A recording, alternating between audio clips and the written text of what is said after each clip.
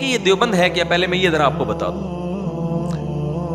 دیوبند کوئی مسلک نہیں ہے. صحابہ، تابعین، تبع تابعین سے جو اسلام چلا آ رہا ہے نا، وہی ہندوستان میں چلا آ رہا تھا جب تک انگریز کے قدم ہندوستان میں نہیں آئے تھے. جب انگریز ہندوستان میں آیا بہت سارے فرقے پیدا ہوئے.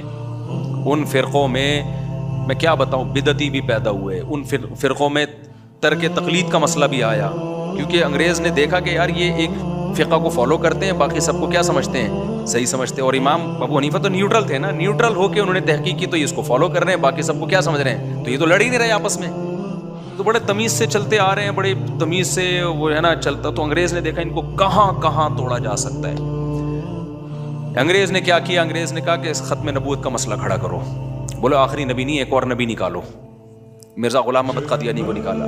پھر ترک تقلید کا مسئلہ پہلے بھی تھا، اتنا جاندار نہیں تھا. انگریز نے کہا یہ مسئلہ کھڑا کرو. یہ ابو حنیفہ کیوں بھائی؟ پھر تاکہ ہر آدمی اپنی رائے پیش کرے گا. اب عوام کی بوکھلاہٹ ختم ہونے کے بجائے کیا ہو رہی ہے، بڑھ رہی ہے. وہ کہہ رہے ہیں وہ اس کا قرآن حدیث کچھ اور ہے، اس کا قرآن حدیث کچھ اور ہے، اس کا قرآن حدیث کچھ اور ہے، اس کا قرآن حدیث کیا ہے. اور پھر ایک دوسرے پہ جو کیچڑ اچھالنا ہے، نفرتیں پیدا کرنا.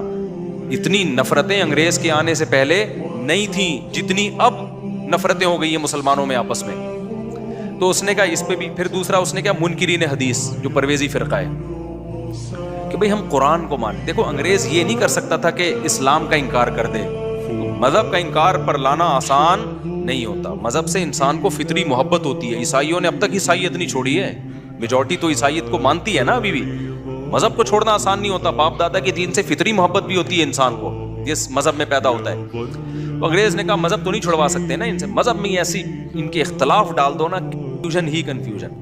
تو یہ جو منکرین حدیث پیدا ہوئے، ان کو کیا لیبل لگایا، قرآن. بھائی کیا کرنا ہے، قرآن. اور یہ بخاری مسلم یہ تو بعد میں لکھی ہے، 200-300 سال کے بعد، 150 سال کوئی 200 سال کے بعد لکھی جا رہی ہے. یہ تو اجمیوں نے قرآن کے خلاف سازشیں کی ہیں. جتنے محدثین ہیں 99% تو اجمی ہیں، عربی تو ہے ہی نہیں وہ. تو یہ تو اجمیوں نے بعد میں عربیوں کو برباد کرنے کے لیے. امام بخاری بھی اجمی تھے. بخارا سمرقند کے روس کی جو سوویت یونین کی آزاد ریاستیں جب پہلے تو یہ آزاد تھا نا، تو یہ تو وہاں کے لوگ ہیں. انہوں نے سارے معاذ اللہ وہی کے منجن بیچے ہیں. لوگوں کو مقصد کیا تھا، قرآن سے ہٹا دینا. پھر بتایا کہ دیکھو بخاری میں تضاد ہے، ادھر یہ آ رہا ہے، ادھر یہ آ رہا ہے، ادھر یوں آ رہا ہے، ادھر یہ آ رہا ہے. ایسا پروپیگنڈا کیا، پورا ایک فرقہ بن کے کھڑا ہو گیا. آپ ان کے پاس بیٹھو آپ کی کھوپڑی گھوم جائے گی. میں تو بیٹھا ہوں نا، وہ پتہ ہے بات، میں تو بچپن میں بھی گیا ان لوگوں کے پاس. وہ بات شروع کرتے ہیں اللہ کی کبریائی سے. منکرین حدیث سے جب آپ ملو گے نا، اللہ ایسے نکالے گا آدمی، کہے گا بھائی. ایک لیفٹیننٹ کمانڈر نیوی کے ریٹائر تھے، وہ منکر حدیث تھا. وہ صبح شام اس کا کام ہی یہی تھا ہمارے محلے میں. اور پیس لونگ آرگنائزیشن بنائی ہوئی تھی، محبت دنیا میں پھیلانا. کام سارا نفرتوں والا، لیکن آرگنائزیشن کیا بنائی ہے، PLO. مجھے اس کا صدر بنانے چاہتے تھے وہ، تو شکر ہے میں نہیں بنا. میں جب ادھر بیٹھا میں نے کہا یہ تو کچھ اور ہی چیز ہے بھائی. یہ لیبل سب کے اچھے ہوتے ہیں، محبت پھیلا رہے ہیں، ہم لوگوں کو جمع کر رہے ہیں. اس نے کہا بھائی دیکھو حدیثوں کی وجہ سے کتنے فرقے بن گئے. حدیث رفع الیدین کرنے کی بھی ہے، نہیں کرنے کی بھی ہے، زور سے آمین کی بھی ہے، آہستہ آمین کی بھی ہے، امام کے پیچھے فاتحہ پڑھو والی بھی ہے، امام کے پیچھے فاتحہ نہیں پڑھو والی بھی ہے. اس کی وجہ سے کتنے جنگ اور مناظرے اور فرقے. او بھائی اصل کیا ہے، قرآن. قرآن اللہ، ایسے اللہ نکالتا تھا نا وہ اللہ. پھر اللہ بہت بڑا. اتنی 10 منٹ تو اللہ کی کبریائی بیان ہوتی تھی. ہمارے جو لوگ تھے نا یونیورسٹی کے لڑکے بڑکے سب برباد ہو رہے تھے. میرا چونکہ مذہبی گھرانہ تھا، ہمارے علماء صلاح سے ہمارے تعلق رہے، میں اس کا اندازہ ہو گیا، میں نے کہا یہ گڑبڑ کر رہا ہے. تو میں تو پھر مختصر بات، مجھے پاس تو اتنی نالج نہیں تھی منکر حدیث کے خلاف، لیکن میں نے تو 2-3 چیزوں میں پکڑ لیا اس کو. میں نے کہا تو قرآن خود کہہ رہا ہے کہ نبی کی اتباع کرو اور نبی قرآن کی تشریح کریں گے، تو چلو یہ ساری کتابیں غلط ہو گئیں. تو جو قرآن نے کہا نبی تشریح کریں گے وہ کدھر ہے، پھر وہ لے آؤ. تو میں پھر اور وہ یہیں پہ پھنس گیا. میرا پھر مناظرہ بعد میں بھی ایک آڈیو پڑا ہوا ہے اسی پہ، اس میں بھی میں نے اسی پہ پھنسایا تھا. میں نے کہا پھر وہ کہاں گیا، تو قرآن ہی کو مان رہے ہیں نا. چلو قرآن ہو گیا نا اللہ، جو آپ کہہ رہے ہیں اللہ نے اللہ کو مان لیا، جل جلالہ اور اما نوالہ، پتہ نہیں کیا کیا لگاتا تھا وہ. اور صبح و شام مولویوں کے خلاف. ان تمام لوگوں کا منجن جب تک بکتا نہیں ہے جب تک یہ صبح و شام مولویوں کو مغلظات بکے. ابے وہ بھی یہی کہتا تھا ان مولویوں نے دکانیں کھولی ہوئی ہیں، یہ مولوی یوں کرتے ہیں، یہ مولوی یوں کرتے ہیں، اور کچھ تقوی کی چیزیں بھی لے آتے ہیں. یہ وہ کہتا تھا انڈا حرام ہے.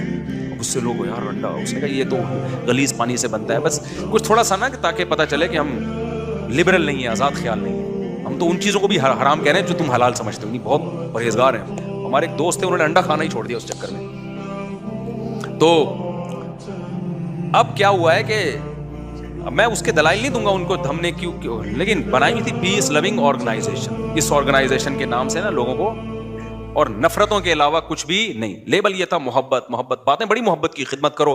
لیکن گھروں میں لڑائیاں شروع ہو گئی, گھروں میں بحثیں شروع ہو گئی. ایک بھائی کہہ رہا ہے بھائی میں کیوں بخاری کو مانوں, میں کیوں مسلم کو مانوں. دوسرا کہہ رہا ہے میں تو مانتا ہوں. ایک نفرتیں. کتنے لوگوں نے ہماری مسجد کے امام کے پیچھے نماز پڑھنا چھوڑی. مسجد کتنی بہترین جگہ ہے گیدرنگ کی مسلمانوں کی. گوروں کے پاس یہ چیزیں نہیں ہیں. مسجد کے مولوی کو برا بلا کہنا شروع کر دیا. پھر ایک اور صاحب آئے, ایک وہ اہل حدیث تھے. سارے اہل حدیث ایسے نہیں ہوتے, میں بار بار بتا رہا ہوں. اہل حدیث میں مولانا ابتسام الہی اور احتشام الہی ظہیر صاحب جیسے معتدل لوگ بھی. ان کے ڈرائیور نے مجھے بتایا کہ میں تو ساری زندگی ترک رفع الیدین سے نماز پڑھی ہے, اور کہ اس نے کہا یہ جو مولانا ہشام الہی ظہیر انہوں نے تو مجھے آج تک ایک دفعہ بھی نہیں کہا کہ رفع الیدین کرو. یہ کرتے ہیں, میں نہیں کرتا, تو نہ میں ان کو چھیڑتا ہوں نہ وہ. کہہ رہے ہیں اس بندے کے یہ مسائل ہی نہیں ہیں, یہ ختم نبوت کی بات کر رہا ہوتا ہے اور جو اجتماعی ٹاسک ہیں ان پہ چل رہے ہوتے ہیں. تو سارے ایسے نہیں ہوتے, لیکن فتنہ پرست بھی ہوتے ہیں. تو وہ ایک اہل حدیث آ گیا ہمارے محلے میں, اس نے جو چھیڑنا شروع کیا ہے, بخاری لے کے بیٹھا ہوا ہوتا تھا. پھر اتنا علماء کے خلاف اس نے زہر اگلا ہے, بہت سے نوجوان مسجد سے ٹوٹ گئے. میری بھی اس سے بحثیں ہوئی. تو کیا یہ ہو کیا رہا ہے؟ اچھا وہ کیا فقہا سے ہٹانا. منکرین حدیث کیا کہہ رہے ہیں, یہ کتابیں بعد میں لکھی گئی ہیں. اور منکرین فقہ کیا کہہ رہے ہیں, امام حنیفہ کی کوئی کتاب دکھاؤ. بھائی امام حنیفہ کی نہیں ہے, ان کے شاگردوں کی. تو ابے اتنے بعد میں کتابیں لکھی گئی ہیں تو وہ کتابیں ہمارے لیے حجت نہیں ہے. صحابہ کے دور میں کون سی کتاب تھی فقہ کی جس کو صحابہ عمل کرتے تھے؟ صحابہ کے دور میں کون سا فقہ حنفی تھا؟ حالانکہ اصل یہ تھا کہ قرآن و سنت کی ایک تشریح وہ ہے جو ائمہ مجتہدین ریٹن فارم میں لکھ کے چلے گئے ہیں, اس کو فالو کر لو بھائی. اس میں کیا ہے آسانی. جب تک ریٹن میں نہیں تھی تو لوگ اپنی مرضی سے علماء سے مسئلہ پوچھتے تھے. جب ہر چیز ریٹن میں آ گئی تو فقہ بھی کس میں آ گیا؟ ریٹن میں آ گیا. حدیث بھی ریٹن میں آ گئی, حدیثیں بھی تھیں, فقہ بھی تھا, ریٹن فارم میں بعد میں مرتب ہوا ہے. اب جیسے حدیث میں امام بخاری کی کتاب کو بخاری کا نام دے دیا, محمدی کتاب کا نام تھوڑی دیا. تو ایسے ابو حنیفہ نے جو قرآن و سنت سے نیوٹرل ہو کے مسائل نکالے, ان کو نام ہم نے کیا دے دیا؟ فقہ حنفی کا نام دے دیا کہ مرتب وہ ہیں, وہ ان کے شاگرد مرتب ہیں. امام مالک کے فقہ کو مالکیہ کا نام دے دیا. تو اس میں کون سی قیامت آ گئی؟ اس سے امت ٹوٹنے سے کیا ہو گئی؟ بچ گئی کہ بھائی انہی میں سے کسی کو فالو کرو. جیسے حدیث میں کیا ہوا کہ بچ گئی. اب ہر آدمی سندوں کی بحث نہیں کر سکتا, بھائی یہ کتابیں ہیں, یہ ہیں. تو جو کام منکرین حدیث کیا تھا وہی جو متشدد قسم کے اہل حدیث تھے نا, انہوں نے وہ کرنا شروع کر دیا. مجھے اب وہ بچپن کا وہ اہل حدیث سے ابھی تک مناظرہ یاد ہے. مجھے منکرین حدیث سے واسطہ پڑا. پھر کیا ہوا, جو اہل حدیث حضرات, ایک تھا بڑا شرارتی تھا وہ. میں پھر بار بار کہوں سارے اہل حدیث شرارتی نہیں ہوتے, اور سارے بیوقوف نیک نہیں ہوتے, یہ بھی بتا دوں. کچھ ایسے ہوتے ہیں جو بدعت کو صرف اہل حدیث کی مخالفت میں اس بدعت کو یعنی سنت قرار دینے کی کوشش کرتے ہیں, حالانکہ ان کو پتہ ہوتا ہے کہ ہمارے پاس اس کی کوئی دلیل نہیں ہے. تو دودھ کے سارے دھلے ہوئے نہیں ہوتے. تو وہ متشدد تھا, اس لیے میں اس کی بات کر رہا ہوں. تو اس نے کیا کیا, مجھے کہنے لگا یار یہ جو ہے نا اتنے سارے فرقے حنفی, شافعی, مالکی, حنبلی, قرآن و سنت پہ کیوں نہیں آ جاتے؟ تو میں نے کہا یہ کیا تورات اور انجیل پہ آئے ہوئے تھے یہ لوگ؟ اچھا اس وقت واقعی مجھے کچھ نہیں ان چیزوں کا زیادہ پتہ تھا, میری تو 16-17 سال عمر تھی.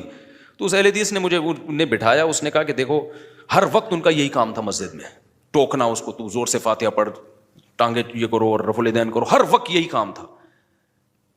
ہم اس وقت کچھ اور ایکٹیویٹیز میں لگے ہوئے تھے. ہم نے لڑکوں کی ایک جماعت بنائی ہوئی تھی کہ یار ہم لڑکوں کو گھیر گھیر کے مسجد میں لاتے تھے, شرعی پردہ ان کو ترغیب دینا, گھروں میں شرعی پردہ کرواؤ, نماز پڑھو, ان وہ ادھر لے آئے نا ہمیں. تو میں نے کہا ٹھیک ہے جی, اگر کوئی صحیح بات کرنے تو مان لوں گا میں.